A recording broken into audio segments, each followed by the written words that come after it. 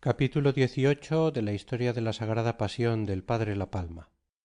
Burla Herodes del Salvador como de loco.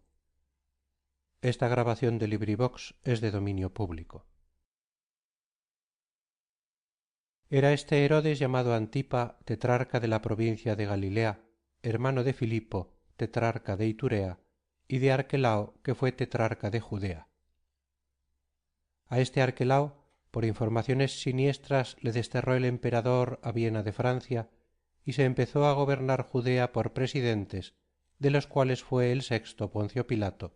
que gobernaba en esta sazón. Todos aquellos tres hermanos eran hijos de Herodes, rey de Judea, llamado Ascalonita, el que mató los inocentes, deseando matar entre ellos al Salvador. Hijo pues de éste era Herodes tetrarca, el que se halló en este tiempo en Jerusalén, el cual era tan deshonesto que había tomado la mujer a su hermano Filipo, y públicamente estaba amancebado con ella. Y porque San Juan Bautista le reprendía de este escándalo, le mandó degollar por instigación de la misma mujer, y era tan ambicioso que por alcanzar el reino de Judea que había quitado a su hermano Arquelao,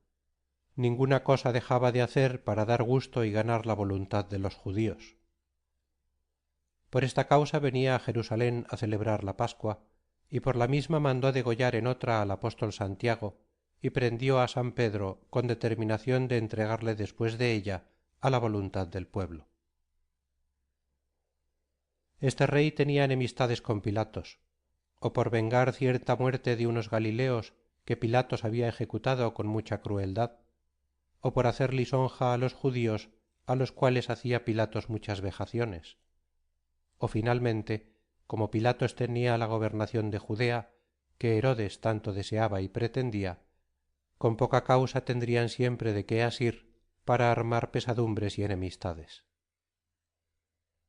Tales monstruos como éstos eran los que entonces gobernaban, y en manos de tales jueces andaba la causa del Salvador.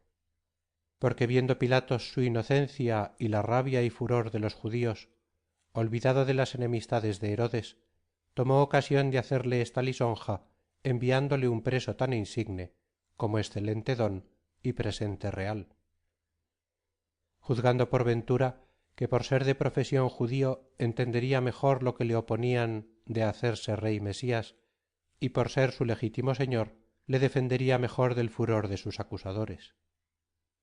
Y de cualquier manera, que esto fué por eximirse y desembarazarse de negocio tan oscuro y enmarañado, hizo como flaco juez,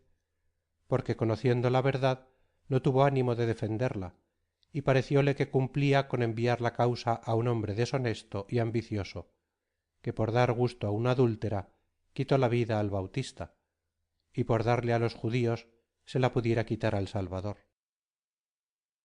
Y así es de creer que los pontífices, ya que no consiguieron su intento con Pilatos, que no les pesó de ir a Herodes, porque conocían de él que deseaba darles gusto, y que por ser hombre vicioso y enemigo de la verdad, presto le imprimirían el odio contra el autor y predicador de ella, principalmente trayéndole a la memoria que este hombre era el que su padre anduvo a buscar con la matanza de tantos inocentes, teniéndole por sospechoso cuando apenas era nacido, y qué debía él hacer habiéndole a las manos, después que traía alborotado el pueblo y estaban descubiertos sus intentos. De esta manera ordenó Dios con su secreta providencia que todos los tribunales y jueces que había en Jerusalén conociesen de la causa, y en todos fuese conocida la inocencia del Señor, y nos diese nuevos ejemplos de su entereza, mansedumbre y humildad. Salió pues la voz del pretorio de Pilatos, que llevaban a Jesús al rey Herodes, y al ruido de esto y bullicio de la gente y ministros que salían, se convocó otra vez el pueblo a ver al Salvador, que le llevaban atado a la vergüenza, con la misma deshonra e ignominia. Fué delante el recaudo de Pilatos para Herodes con mucho cumplimiento. Previnieron los pontífices a dar sus quejas e informaciones, y llegó después el Salvador en poder de los ministros de justicia, atado y preso.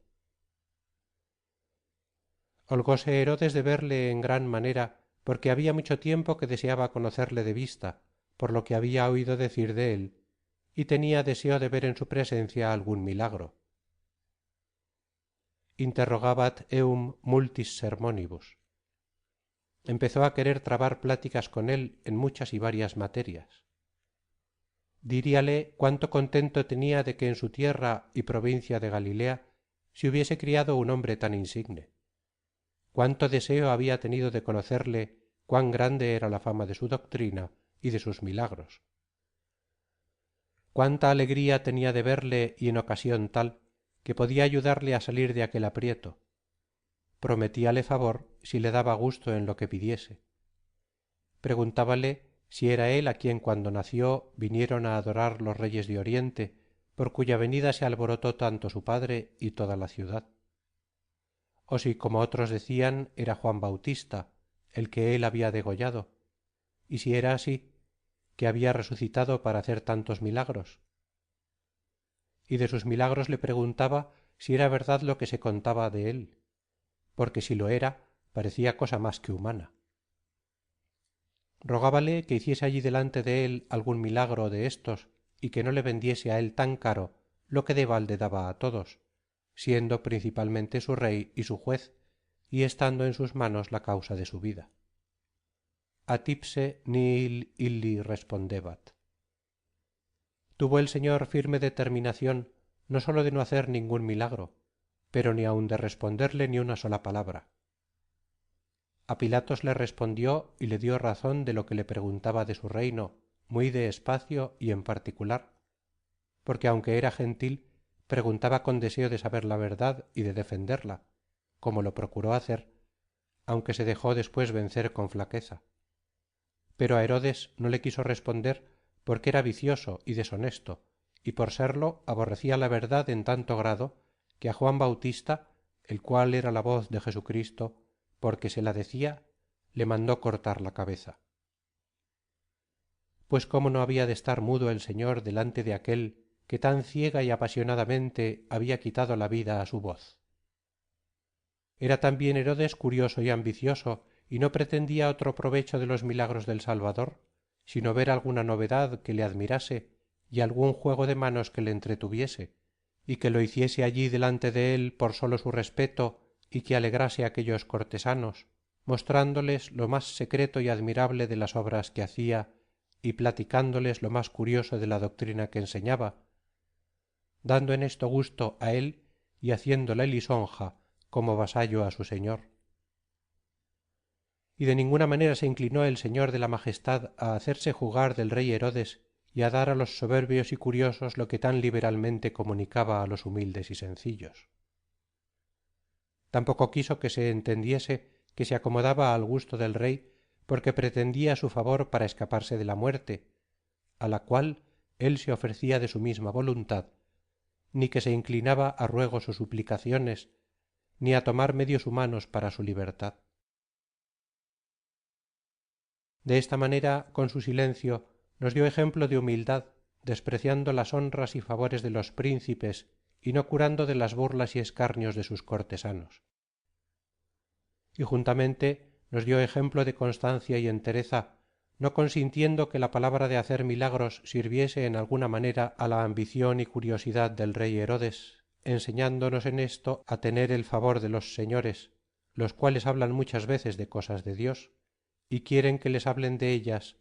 no por aprovecharse, sino por curiosidad de saberlo todo y por vanidad de mostrar que saben de todo, y por razón de estado de querer servirse de todos. Stabant autem principes sacerdotum et scribae constanter accusantes eum. Los príncipes de los sacerdotes y escribas, que se hallaban a todo esto presentes, estaban con grande atención temiendo el suceso que de allí podía resultar. Y al principio, viendo a Herodes tan deseoso de milagros y creyendo que el Salvador haría alguno que del todo le ganase la gracia, le acusaban fuertemente y sin perder punto, y sería de aquello que le podía hacer más odioso y sospechoso con el rey. Porque así como le acusaron delante del sumo sacerdote, que se jactaba que había de destruir el templo y que se hacía hijo de Dios, y delante de Pilatos que se hacía rey y estorbaba los tributos del César, así, sobre todo esto, le acumularían delante de Herodes que él y Juan Bautista habían sido en un consejo para infamarle sobre el adulterio de Herodías, que teniendo él a Juan en la cárcel, este hombre le había alabado y vuelto por él en público sermón, que había sido tanto como condenarle a él por tirano, pues tenía preso un profeta tan grande, y que demás de esto le había afrentado delante del pueblo, llamándole raposo, y que no podía tener seguro su estado con él, siendo ya grande, pues su padre no lo estuvo cuando era niño, y cosas semejantes. Mas como echaban de ver que con el largo silencio del señor Herodes le iba teniendo por tonto y mentecato, temiendo que por esta causa no le diese libertad, le acusaban con más fuerza y con mayor instancia, y decían que era fingido y disimulado, y que entonces se hacía mudo, pero bien sabía hablar, y que hablaba cuando estaba delante del pueblo, y le traía todo inquieto y perturbado. Staban tergo principes sacerdotum et scribae constanter accusantes eum. Sprevit autem illum Herodes cum exercitu suo. Parecióle a Herodes que le había tenido en poco el Señor, y no halló mejor camino para salir de esta afrenta que tenerle en poco a él. Y lo que hace la diferente disposición del ánimo de cada uno, el silencio del Salvador puso en admiración a Pilatos, y el mismo silencio le dio ocasión a Herodes para despreciarle. Porque aquél miraba las cosas como juez prudente y bien advertido, y estotro como cortesano vano y ambicioso, y que se pagaba del cumplimiento y apariencias. Y como vio que al Salvador no le había podido sacar una palabra de agradecimiento ni a las muchas ofertas que le había hecho, ni de ruego estando en el peligro que estaba de muerte y de muerte tan infame y atroz, ni de disculpa o descargo de tantos delitos como le imponían, parecióle, como era verdad, que esta filosofía no se podía alcanzar con sabiduría humana y túvola por locura, y así lo despreció como a flaco e impotente, que no podía hacer ningún milagro, y como a ignorante que no sabía hablar una palabra, y como a tonto que no sabía volver por sí ni valerse de la buena ocasión que tenía para negociar su libertad. Esta es la sabiduría del mundo, que tiene por locura la sabiduría de Dios. Empezaron pues los cortesanos y soldados de la guarda del rey a hacer burla y mofa del Salvador, con dichos, con donaires, con apodos y con risadas. Y puede ser también que con golpes, como se suele hacer con un tonto en palacio. Y mandóle vestir Herodes con una vestidura blanca, como a inocente y mentecato, y no quiso conocer de su negocio, sino volverle a Pilatos, con libre facultad de hacer de él lo que quisiese. Y con este cumplimiento y cortesía se hicieron en este mismo día amigos Herodes y Pilatos, y habiéndose querido salir los dos afuera y eximirse de esta causa, se vinieron a concertar los dos en la muerte del Señor, afligiéndole cada uno por su parte y dejándole a la voluntad del otro, cuando por razón de su oficio debía cualquiera de ellos absolverle. Capítulo 18.